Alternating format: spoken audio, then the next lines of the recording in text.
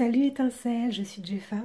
Je te retrouve aujourd'hui, déjà lundi soir, pour approfondir un peu la méditation, la réflexion d'aujourd'hui pour cette semaine-ci que j'ai postée sur ma page Facebook. Tu trouves le lien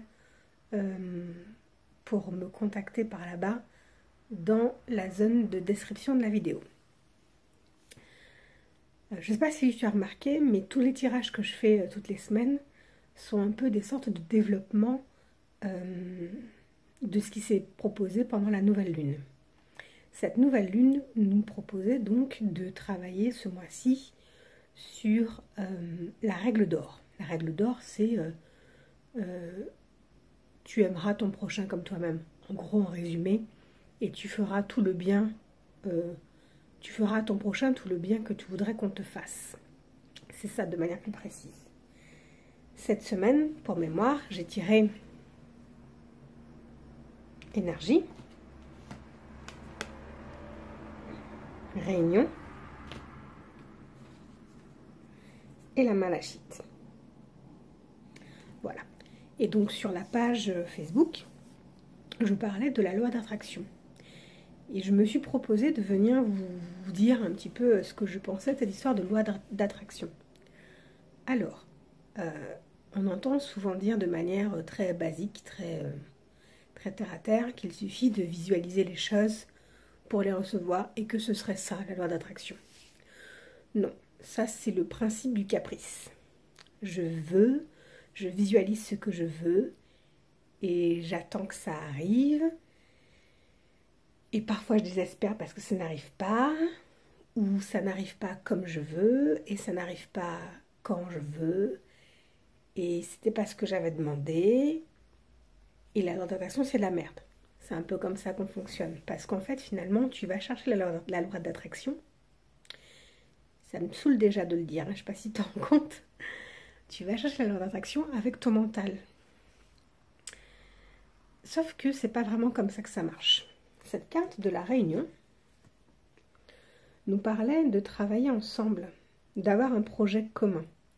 Et le projet commun que nous avons entre humains, c'est de travailler pour accéder à cette vie éternelle, cette joie éternelle et apprendre l'amour inconditionnel. Nous sommes en quête ensemble d'amour inconditionnel.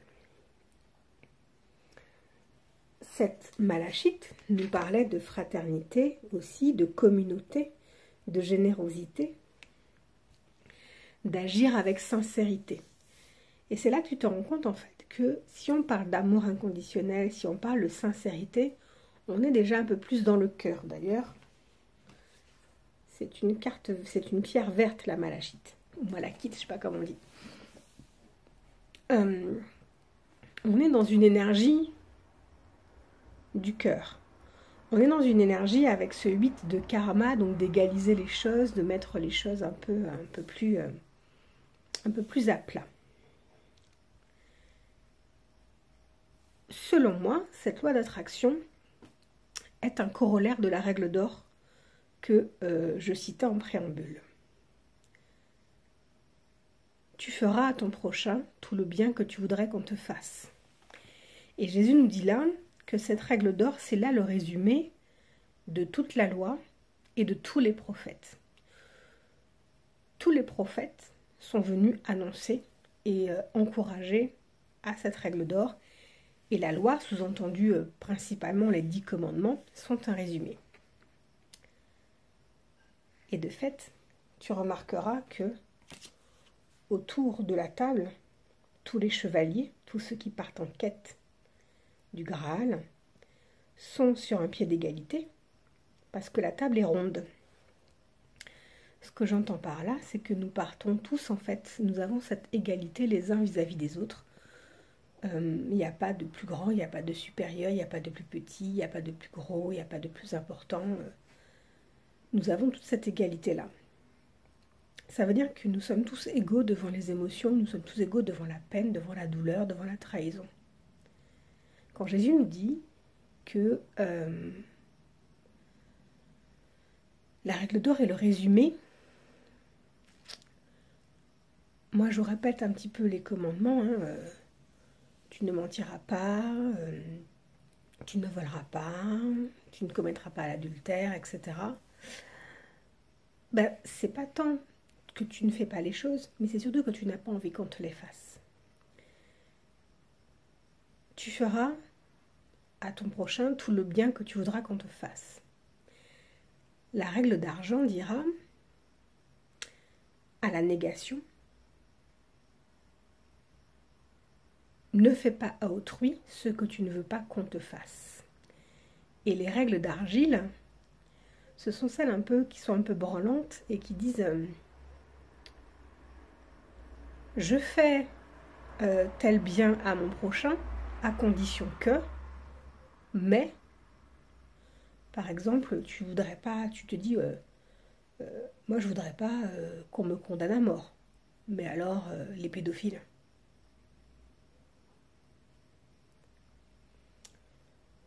Bah, ça c'est une règle d'argile par exemple.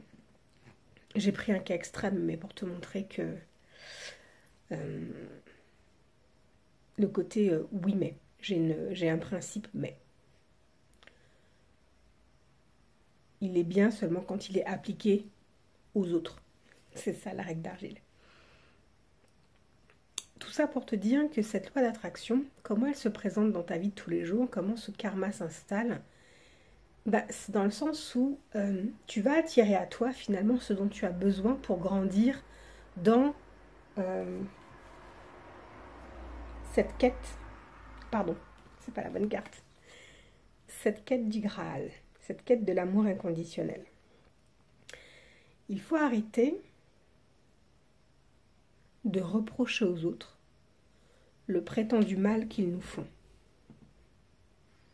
Les gens qui sont autour de toi, autour de cette table ronde, les gens que tu rencontres, tu les as attirés à toi pour travailler sur quelque chose de précis. Et pour travailler avec eux sur quelque chose de précis. Ce qui fait qu'il n'y a pas de bonnes personnes et de mauvaises personnes dans ton entourage. Il y a simplement des personnes que tu attires parce qu'ils te ressemblent.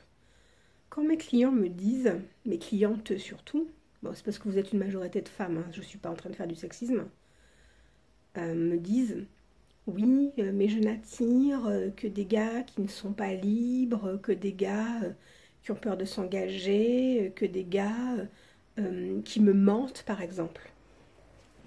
Toi, est-ce que dans ta vie de tous les jours, tu es réellement en vérité? Est-ce que tu n'avances pas avec certains masques, en dissimulant certaines choses, en voulant paraître ce que tu n'es pas? Est-ce que tu es réellement au point sur ton désir d'engagement? Est-ce qu'au fond de toi, tu es réellement libre pour un engagement? Ce sont toutes sortes de questions que tu peux te poser. Parce que finalement, l'autre ne vient pas volontairement te faire chier. Il est là pour montrer un peu du doigt, parfois inconsciemment, quelque chose qui n'est pas net.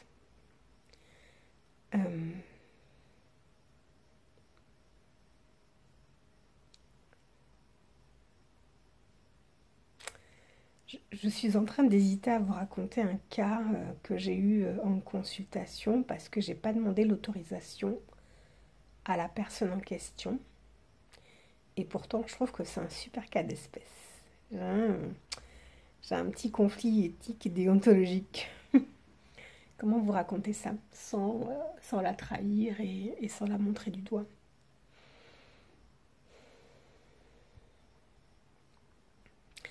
C'est l'histoire de quelqu'un qui veut apprendre quelque chose, qui veut atteindre un certain niveau et qui sur son chemin ne rencontre que des difficultés. Et qui a envie en fait de dire ok bon moi j'arrête avec ce truc parce que j'arrête non pas avec le projet mais j'arrête avec les gens qui sont autour de moi parce que ces gens-là me mettent des bâtons dans les roues. En fait quand tu regardes de plus près, les personnes ne lui mettent pas des bâtons dans les roues, les personnes lui servent un enseignement pour qu'elle atteigne cet objectif qu'elle a demandé à atteindre. C'est pas tout la même chose. De mon côté, par exemple, je disais toujours, Au niveau sentimental, les hommes que j'ai rencontrés, j'avais l'impression qu'ils étaient de plus en plus chouettes. Que plus j'avançais, plus les hommes dans ma vie étaient chouettes, étaient vraiment géniaux. C'était vraiment des personnes de qualité. Alors, je ne suis pas en train de me la péter en disant que c'est parce que moi aussi je suis quelqu'un de qualité.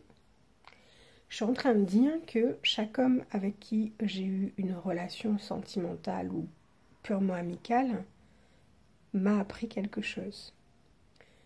Que j'ai fait grand cas de cet enseignement-là. Pas en l'accusant, mais en sortant de la logique, tous les mecs sont des connards. Mais tu sais, en fait, le point commun entre les connards que tu rencontres, c'est toi. Au passage. Et donc, pourquoi moi, je rencontrais des connards? Et j'ai réfléchi, j'ai travaillé sur moi, et chacun des hommes que j'ai rencontrés m'a apporté une leçon. Et de fait, une fois que la leçon est acquise, il n'y a pas besoin de faire des révisions sans cesse. Donc, plus j'avance, et plus je rencontre des hommes de qualité, que ce soit sur le plan sentimental, amical, professionnel. Ce sont vraiment des gens dégagés, des gars géniaux. Et ouais, ça existe. On attire en fait à soi ce dont on a besoin, ce dont notre cœur a besoin. Et on nous demande en fait d'agir avec les autres avec sincérité. C'était ça la malakite. D'agir avec sincérité. Ah non, c'est l'autre sens. D'agir avec sincérité. De donner à l'autre avec sincérité, avec amour. Sans masque, sans filtre, sans mensonge. Gratuitement.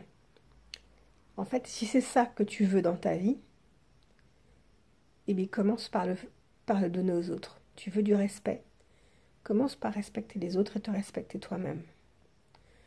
Tu veux que les gens te viennent en aide, accepte de donner de l'aide à qui te le demande. Tu veux de la tendresse? Sois tendre envers toi d'abord, envers tes amis, envers les gens que tu rencontres, envers les enfants, envers la nature, envers les animaux. Sois tendre. On attire à soi ce dont on a besoin et pas simplement cette vue de l'esprit, cette vue du mental. Alors, je ne dis pas que c'est pas bien de faire des projets, de visualiser sa vie de rêve, hein, je ne sais pas ce que je suis en train de dire. Je dis simplement que quand tu regardes les 5 personnes les plus importantes dans ta vie, elles sont un réel reflet de qui tu es toi, de ce que tu as attiré à toi. Et moi, j'ai une sacrée chance, je suis super bien entourée. Mes amis, mes amours, je vous embrasse très très fort et je vous remercie d'être là. Au passage, petite dédicace. Mais pas que juste les 5, hein, toutes les autres aussi. Hein. Vous êtes formidables. C'est la raison pour laquelle, alors je parle surtout à ceux qui ont un fort lien d'attachement de manière générale, plus vous allez grandir, plus vous allez vous améliorer, plus vous allez vous avancer dans cette quête du Graal, vous allez remarquer qu'il y a des gens qui quittent votre entourage, qu'il y a des situations qui ne se reproduisent plus, que vous avez envie, par exemple, de quitter votre travail, etc. Parce qu'en fait, finalement, tout change. Quand mes clients viennent me voir et me disent que ces temps-ci ça va pas et qu'on commence à régler les choses et à lever les blocages, je leur dis derrière, il y a un chaos qui arrive. Je ne vous mens pas. Hein. Quand on lève des blocages et qu'on apprend à se connaître soi-même et à s'aimer soi-même, il y a un chaos qui arrive derrière. Parce que les gens qui sont autour de nous veulent que l'on reste comme ils nous connaissent.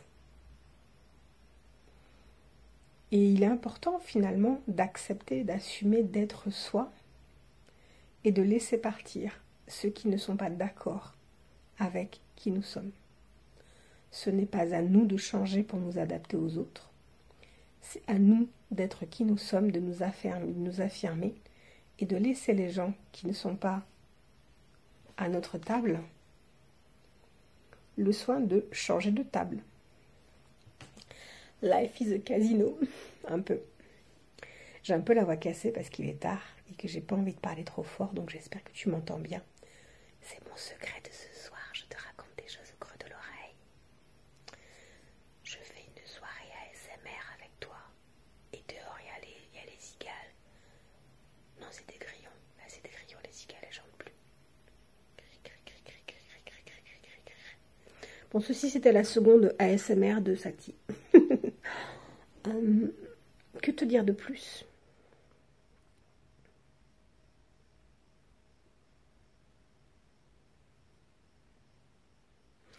Ben écoute, rien de plus en fait. Tu attires à toi ce qui t'est nécessaire, ce qui te ressemble, ce qui est bon pour toi. Tu attires à toi les gens qui vont te faire travailler et grandir. Parfois ce sera facile, parfois ce sera simplement un encouragement, parfois ce sera vraiment hyper compliqué et difficile. Tu vas attirer à toi des situations où tu vas devoir apprendre à faire du bien aux gens à la mesure que tu voudrais qu'on te fasse du bien. Je crois que tout le monde est libre de faire ce qu'il veut, mais tout le bien que tu t'autorises n'est pas forcément bon et juste pour toi et pour les autres. Je parlais ce week-end avec des amis chers et je leur disais que j'ai rien que par exemple contre les plans cul, à deux conditions. La première, c'est que ça ne fasse pas souffrir une tierce personne. Et la seconde condition, ben, que je sache exactement ce que c'est un plan cul et que je parte pas... que je parte pas avec des émotions cheloues, etc., etc., quoi. Par exemple.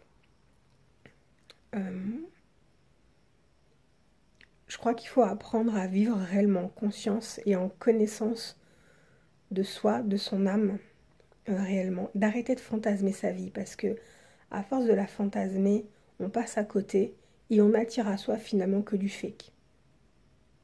Que du fake, que des trucs inutiles. Voilà. Je vais m'arrêter là pour ce soir. Si tu as besoin d'aide, de discernement, de soutien, si tu as besoin d'être accompagné